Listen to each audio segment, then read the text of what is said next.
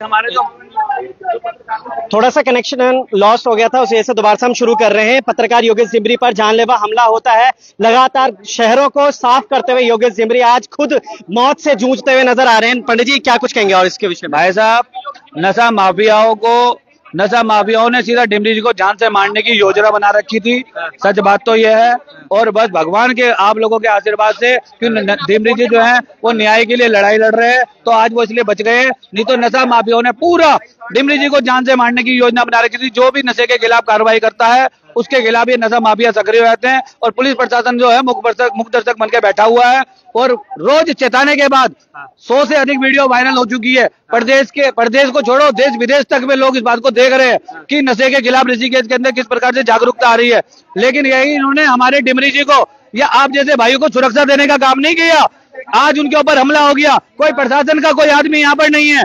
नशा माफिया यहाँ पर, अगर आप यहाँ भी वीडियो रिकॉर्डिंग करवाएंगे, यहाँ निकालेंगे, तो यह 100 से अधिक नशा तस्कर यहाँ आ चुके हैं और अब मौके पे मुआयना कर चुके हैं।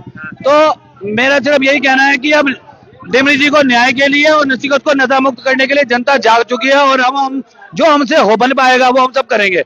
चौथा स्तंभ कहा जाता है पत्रकार को, और चौथे स्तंभ के साथ कुछ इस तरीके का वारदात की जाती है। लगातार ऋषिकेश को स्वच्छ बनाते हुए डिमरी जी आगे बढ़ते हैं और लगातार आगे काम करते हुए नजर आते हैं, मगर कुछ इस तरीके से चौथे स्तंभ के साथ जो चीजें हो रही हैं वो शायद ये चीजें होनी नहीं चाहिए थी उत्तराखंड में। और वैसे भी इससे पहले भी जागो उत्तराखंड के पत्रकार के साथ भी बहुत सारी चीजें की जाती है। उसके साथ मेरे साथ भी काफी सारी चीजें की जाती है कि जब मैं पत्रकारिता कर रहा हूं तो मेरा माइक तोड़ दिया जाता है। यूके वाणी के पत्रकार के साथ भी चीजें होती है। और अब एक बार फिर से आंवला न्यूज के पत्रकार योगेश जिम्बरी के साथ ऐसी वारदातें होती है जिसमें कि अब उस हजार मौत के साथ अंदर जूझ रहे हैं। मैं इस वक्त ऋषिकेश के सरकारी हॉस्पिटल मौजूद, देखिएगा इमरजेंसी गेट के ठीक सामने पे हूँ। यहाँ पे एक मैम मौजूद है मेरे साथ। मैम नमस्कार। आप लगातार आगे बढ़ती हुई नजर आती है। एक बार फिर से पत्रकारों के साथ अगर ये सब चीजें हो रही तो आम जन का क्या होगा?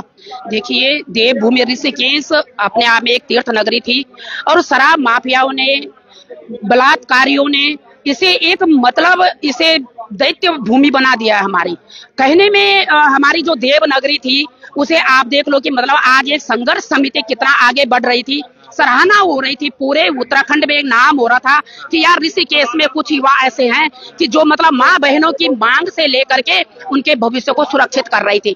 लेकिन आज मतलब एक पत्रकार पे हमला हो जाता है। आप सोचो आम जनता के क्या हाल होंगे। आपने इससे पहले भी देखा होगा कि हमारे साथ जब हमने भी ड्रग्स का अभियान छेड़ा था, हमारे साथ भी तस्करों ने घर में आके इसी घटना को जानलेवा हमला किया था। इसी प्रकार आज योगेश डिमरी भाई पे भी यही जानलेवा हमला हुआ है। आप और हम कहाँ सुरक्षित रहेंगे बताओ। आज ये जो ऋषिकेश में घटना हुई है, इस घटना की जितनी निंदा की जाए उतना कम है। मैं पूरे ऋषिकेश की जनता से आपके चैनल के माध्यम से कहना चाहती हूँ कि आज नहीं तो कभी नहीं।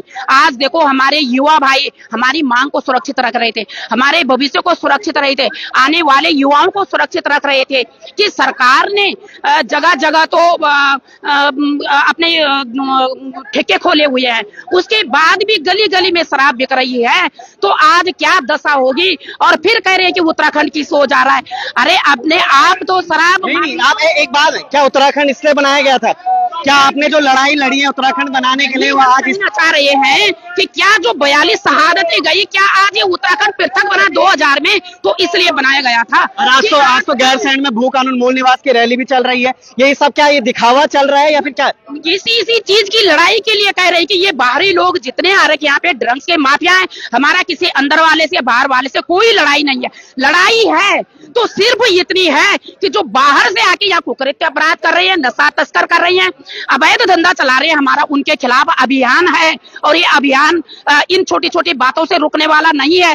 आज योगेश डिमरी की बारी है, कल किसी और की आएगी, लेकिन धीरे धीरे हम इनको जड़ से खत्म करेंगे, ये हमारा आह्वान है। चलिए, बहुत बहुत धन्यवाद मैम आपका हमारे साथ जुड़े रहने के लिए। इसके साथ मैंने अभी कुसुम मैम को भी देखा था, मैम से भी बात करूंगा मैं। जानेंगे कैमरा मैम थोड़ा सा आगे आइएगा। मैम नमस्कार, कैसे हैं? पहले आप ही बताइए। मैं ठीक हूँ। आप लगातार चीजें करती हुई नजर आती है मुझे, मगर आज ऋषिकेश में एक ऐसे पत्रकार के साथ इस तरीके की वारदात होती है, तो इस विषय में क्या कहेंगे? योगेश जिम्बरी अभी अपने मौत से जूझ रहे हैं अंदर शायद। भाई मैं योगेश भाई को देख के आई हूँ, और मतलब मुझे अंदर जाके इतना रोना आया उनको देख के। उनका पूरा सर फाड़ रखा है, और ये बेचारे भाई लोग, समाज सेवी, ये कुछ पत्रकार लोग लगातार ये मुहिम चला रहे थे। और जैसे कि आप देख रहे हैं यही स्कूटी में हाँ स्कूटी में यहीं पे दारू ला रखी है और सुबह सुबह इस बेचारे को इतना मारा, उसका घर है, परिवार है, बच्चे हैं, माँ बाप है। क्या उन माँ बाप पे बीत रही होगी, क्या उन बच्चों पे बीत रही होगी? ये क्या हो रहा है उत्तराखंड में? उत्तराखंड बने हुए 24 वर्ष हो गए। इन 24 वर्षों में आप हर एक साल नई नई खबरें सुनते हैं। आज तो भाई गैरसैंण में भू कानून मूल निवास की भी रैली है। इस भू कानून मूल निवास की रैली को जानबूझ के निकाला जा रहा है, ऐसे निकाला जा रहा है, ये दिखावटी हो रहा है। क्या हो रहा है? क्योंकि जो चौथा स्तंभ है पत्रकार है, उसके साथ तो ऐसी वारदातें होती जा रही हैं। जो दुनिया को सारी चीजें बताना है उसके साथ ऐसी वारदातें होती जा रही हैं। तो इस विषय में क्या कहेंगे? भाई हमारा पहाड़ियों का अस्तित्व वाकई में खत्म होने की कगार पे है। अगर हम एकजुट होके नहीं रहे तो आज योगेश डिमरी पे हमला हुआ, कल किसी और पे होगा और लगातार हमारे लोग पिटते रहेंगे, इनके बच्चे बर्बाद होंगे। इन माफियाओं को, इन लोगों को कुछ फर्क नहीं पड़ता। मुझे तो शर्म आती है इन जनप्रतिनिधियों पे, शासन प्रशासन पे, जो कि आंखें मूंदे खड़े हैं। अभी कोई नेता आएगा, पूरी फोर्स वहां चली जाएगी। और आप देखो क्या बुरे हाल हो रखे। क्या मैं तो देख के आई, मेरा तो अंदर से मन रो रहा है कि डिमरी भाई के हाल इतने बुरे हो रखे हैं। तो सब लोगों को आगे आना चाहिए और कल किसी और पे भी हमला हो सकता है। कल किसी और पे भी हमला हो सकता है। बहुत बहुत धन्यवाद मैम आपका हमारे साथ जुड़े रहने के लिए।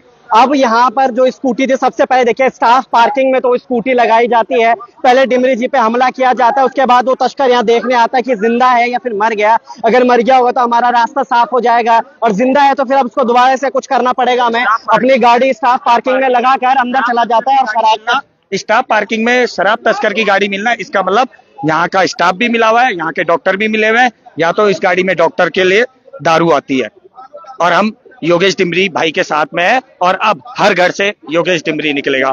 मैं आप सभी लोगों से हाथ जोड़कर विनती करता हूँ, कृपया घर से बाहर निकलो और इन तस्करों के खिलाफ अब बस कैसे संघर्ष करें। डिमरी जी तो संघर्ष कर ही रहे थे, यहाँ देखिएगा आज कह रहे हैं डिमरी जी संघर्ष करो, हम तुम्हारे साथ हैं, आगे बढ़ेंगे और आगे तमाम चीजें करते हुए नजर आएंगे। मगर कैसे साथ बढ़ेगा, क्योंकि डिमरी जी तो अंदर लेटे पड़े हैं। अब उन तमाम लोगों को कैसे ये सजा मिलेगी, किस तरीके से तमाम चीजें होंगी, अंदर जा नहीं सकते हम अभी। अंदर प्रोटोकॉल कुछ इस तरीके से होता है। मगर भाई आप कह रहे हैं अब कि डिमरी जी हम आपके साथ हैं। डिमरी जी मनोज नाम के आदमी की है, किसी मनोज नाम के आदमी का है जो स्कूटर है जिसमें पकड़ा गया है। ठीक है, अब आप देखिए अब क्या है इसका, कैसे पता चला आपको? वो अभी मोटर व्हीकल की जो ऐप आती है ना उसमें देखा, अभी तो मनोज नाम से आ रहा है। चलिए एक बार फिर से गाड़ी दिखाता हूँ मैं आपको।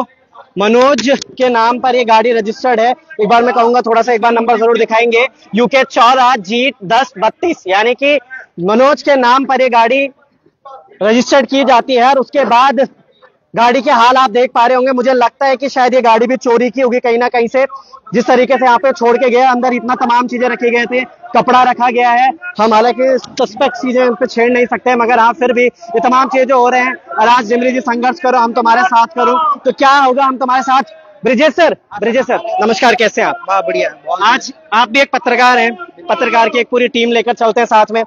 क्या इस तरीके से पत्रकारिता हो सकती है? क्योंकि जो आवाज उठा रहा है उसको तो हॉस्पिटलाइज कर दिया जाता है।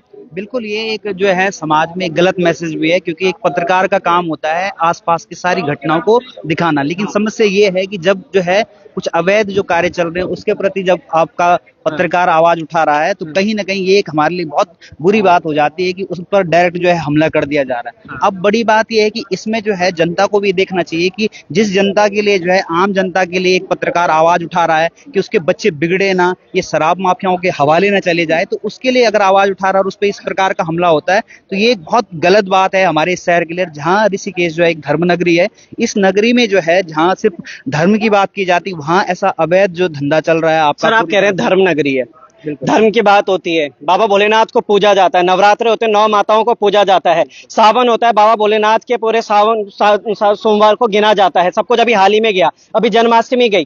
तो क्या इस तरीके से जो हमारी देवभूमि में तमाम ये शराब माफिया बढ़ते जा रहे हैं, शिक्षा के नाम पर जीरो चीजें होती जा रही है, क्या इससे देवभूमि बनी रहेगी? बिल्कुल, ये बात चिंतनीय विषय जरूर है कि भाई इस तरीके से तो नहीं होने वाला। जहां एक और हम इसे अंतर्राष्ट्रीय योग राजधानी बोल रहे हैं और वहां इस तरीके से जो है गलत अवैध धंधे चल रहे हैं, है कि नहीं। चारों तरफ गली गली में जो है नशा बिक रहा है। कहीं हमारा युवा भी बिगड़ रहा है, और युवा ही नहीं, हम तो कहेंगे हर उम्र के लोग इससे बिगड़ रहे हैं, क्योंकि नशा तो बहुत गलत चीज है। और अगर जैसे आप बात कर रहे हैं कि भाई इतनी कुछ यहाँ चीजें होती है, धार्मिक चीजें होती है, लेकिन उसमें भी है तो कहीं ना कहीं मुझे तो यही लगता है कि शासन प्रशासन जो है मूक बिल्कुल बना हुआ है, वो बिल्कुल नहीं चाहता है। अब वो क्या क्यों नहीं करना चाहता है, इसके विषय में तो मुझे लगता है कि हर पत्रकार को जो है शासन और प्रशासन से भी डायरेक्ट पूछना चाहिए। सर, अभी एक और चीज लास्ट सवाल मैं आपसे पूछूंगा, ज्यादा समय नहीं लूंगा आपका।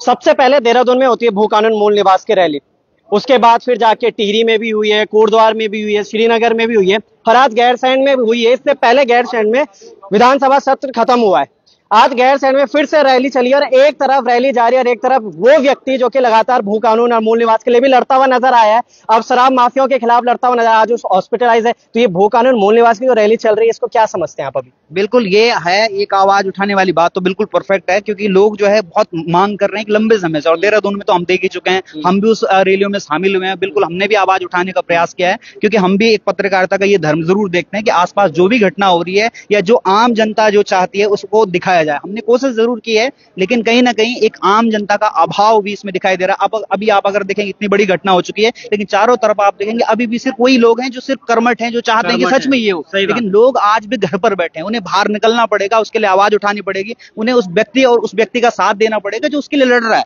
लेकिन अगर वो साथ नहीं दे रहे हैं तो कहीं ना कहीं यहाँ की जनता भी शायद इस बदलाव को नहीं देखना चाहती, या उस बदलाव को कभी अपनाना ही नहीं चाहती। तो ये जरूरी है कि भाई सब लोगों को एक साथ आना चाहिए और उसके लिए आवाज जरूर उठानी चाहिए। आवाज जरूर उठानी चाहिए। जो आवाज उठाता है उसको हॉस्पिटलाइज कर दिया जाता है। चौथा स्तंभ कहते हैं हम पत्रकारिता को, जिसका कार्य होता है जन जागरूकता फैलाना या फिर जो जनता तक बातें लेने और तमाम चीजें लेके आ जाना। उसके बाद सर मैं आपसे भी बात करूंगा, आप भी काफी देर से मैं आपको देख पा रहा हूँ यहाँ पे। पहले अपना छोटा सा परिचय मेरे को। सर, मेरा नाम हिमांशु रावत है और पेशे से शिक्षक हूँ सर मैं।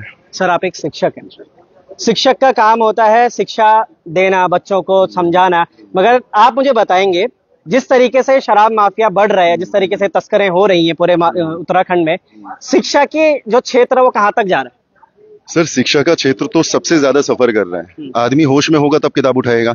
अगर आप इस पूरी व्यवस्था को देखो तो ये जानबूझ के युवाओं को नशे की तरफ धकेल रही है। ये जानबूझ के पेपर आउट करवाती है, ये जानबूझ के शराब बेचती है, ये जानबूझ के चरस बेचती है। तो युवा का जो भविष्य है वो तो अंधकार में है। किसकी गलती मानते हैं आप? ये व्यवस्था की गलती है। आप इसमें सरकार इसमें गलत है, इसमें पुलिस गलत है, इसमें पत्रकार गलत है, इसमें विपक्ष भी गलत है। आप अगर अपने चारों ओर देखो, विपक्ष कहाँ है? विपक्ष का नेता कहाँ पर है?